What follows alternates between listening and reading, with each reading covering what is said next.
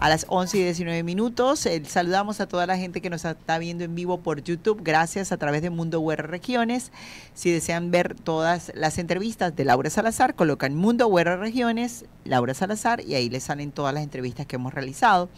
También nos pueden escuchar audio en línea en Mundo UR/Maracaibo y pueden ver las noticias de todo lo que está ocurriendo en las emisoras del Grupo Unión Radio a través de Mundo UR Regiones. Redes sociales, @Laura Salazar U, @éxitos897. Recuerden en X, en Threads, en Instagram, y a los que les gustan las ondas hercianas, 89.7 tradicional, ahí mueven su radiecito y por supuesto nos están escuchando en cualquier lado. Así que gracias también por permitirnos entrar allí en su casa, en su hogar, en su oficina, en su carro, acompañarles durante esta hora llena de información y buena música. Les comentamos que hoy vamos a conversar en la primera parte del programa con Ricardo Lobo. Él es licenciado en Ciencias Políticas, también es licenciado en Educación, tiene especializaciones y por supuesto es docente fundador del Instituto de San Francisco, ¿no?, de Educación. Sí, estará con nosotros conversando el día de hoy, bueno, sobre después de esas reuniones que se dieron la semana pasada, que fue bastante tensa. La situación sigue siendo tensa, pero bueno, tenemos de cara a las elecciones del 28 de julio, ¿cuál es el escenario que se presenta ahora? Porque ha cambiado. El escenario político de Venezuela cambia constantemente día a día, dependiendo de las jugadas, en el buen sentido de la palabra, las jugadas de ajedrez que se hagan dentro de este delicado panorama, porque hay que saber mover muy bien las piezas para crear, por supuesto, una unidad, para ir con un candidato en consenso. Y por supuesto, bueno, la oposición ha apostado mucho a este proceso presidencial del próximo 28 de julio. También estaremos conversando en la segunda parte con Arlene Finol, cantante, amiga, que estará realizando un tributo a España y a México. En los próximos días esto se realizará, por supuesto, en el Teatro Baral. Esto es profundo, es el Teatro Baral, así que muy pendientes de este evento que se va a realizar próximamente. Bienvenido, Ricardo, gracias por venir, por tomarte el tiempo de compartir con la audiencia del Circuito de Éxitos. No, gracias a ti por permitirme llegar hasta acá. Bueno, cuéntanos entonces, tú como que ya tienes especialización en la parte política, obviamente estos días han sido bastante delicados y bastante tensos para poder llegar primero a un consenso. Después que se llegó a un consenso, bueno, ahora está la situación de la tarjeta de la Mesa de la Unidad. Una esencia de la política como ciencia, licenciada, es la negociación para llegar a los acuerdos mínimos. Hoy en Venezuela el Estado entra en una sospecha, el Estado de Derecho, porque ¿qué le va a determinar a usted la característica de gran demócrata de quien ejerce el poder?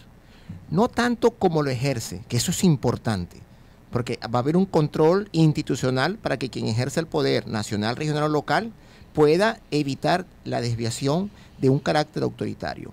Pero lo que va a catapultar el carácter democrático de un gobernante es cuando le corresponde entregar el poder. Hoy la sociedad venezolana, usted me lo decía en off, como dicen ustedes los periodistas, está como displicente a la vida política. Antes del 98, la sociedad venezolana venía de una despartidización y una despolitización. 24 o 25 años después, hoy 2024, la sociedad venezolana está transitando por lo mismo.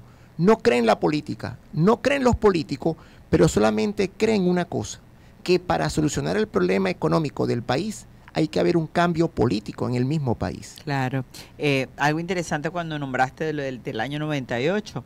Recordemos que de Venezuela de verdad venía de un descontento bastante fuerte en cuanto a la política y los que representaban a la política en ese momento. Por esto que se constituyó en aquel momento el llamado chiripero, que apoyó al presidente Caldera y que lo llevó, por supuesto, a la presidencia de la República. Recordamos eso, que había un descontento de verdad. No sé si, obviamente, no es la misma Venezuela, no es el mismo pensar, no es el mismo mundo, porque este mundo se maneja mucho más rápido. Yo creo que el venezolano, sobre todo, ha aprendido tanto de política y ha aprendido también en el sentido de en qué creer y en qué no creer, que también esto, las redes sociales, lo que es el internet y lo que es la facilidad de poder tener información. En la medida que tú tengas más información, estás mucho más preparado para asumir y entender muchas cosas. Creo que la sociedad es totalmente diferente. Entonces, ¿qué opinas tú con respecto a la sociedad actualmente? Este venezolano que va a ir al proceso electoral del próximo 28 de julio. Sí, a nivel mundial, licenciada, las sociedades no creen en las personas que no son coherentes entre lo que dicen y lo que hacen. Eso usted lo puede tipificar al plano religioso, al plano político, al plano deportivo, etcétera. ¿Qué sucede? La sociedad venezolana hoy, que viene necesitando un cambio y que pide una solución al problema económico, es una sociedad que en la literatura política se adentra al mundo de la tecnología. Pero yo le cito a un autor llamado Bernard Krisch, que te dice que en defensa de la política está confeccionada para darle a la población respuestas concretas por políticos.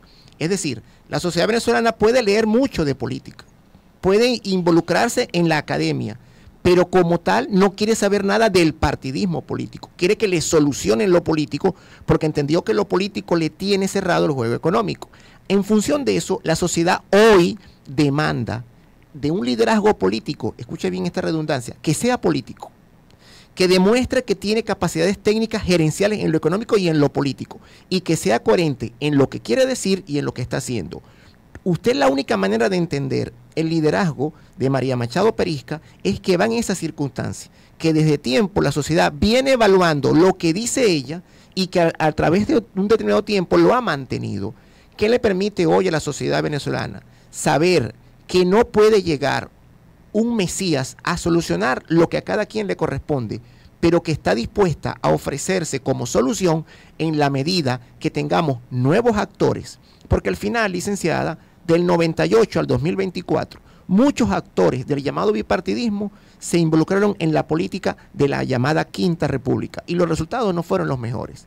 Hoy, la juventud, la adultez y la vejez pide que ese nuevo gerente sea un estadista. Es decir, hoy los venezolanos le piden que ante el CNE, quien lleve el mejor currículo es aquel que demuestre la sabiduría necesaria para poder controlar, dominar y ejercer la democracia en este país. Inclusive, la región necesita una Venezuela que sea distinta.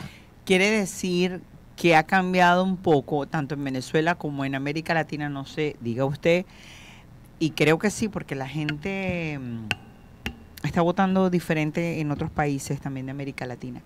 Quiere decir que la gente ha dejado un poco de votar con el corazón, porque usualmente en Latinoamérica se votaba por emoción, por la emoción que generaba ese candidato, fuera preparado o no fuera preparado, porque sí es cierto que, bueno, hemos tenido en Venezuela y en otros países también de América Latina personas que quizás no están tan preparadas a nivel universitario, pero sí muy hábiles políticamente y que podían generar emoción dentro de la masa. Y eso permitía, obviamente, que la gente votara por ellos. ¿Crees tú que el venezolano ha cambiado en ese sentido y que está ahora pensando más antes de emitir un voto? El nuevo marketing político tiene que involucrar a lo que es la respuesta del candidato a la resolución de los conflictos que cada sociedad pueda tener. Una persona por las redes sociales decía en estos días que el señor Edmundo González Urrutia era un desconocido. Pero, ¿qué lo ampara a él? Dos circunstancias. Vamos a lo que para mí puede ser más importante. Aunque él tiene un currículum la también. Formación que tiene. Él tiene un currículum dentro de COPEI. La formación que tiene. Segundo, y el apoyo que le da todo una concepción de unidad.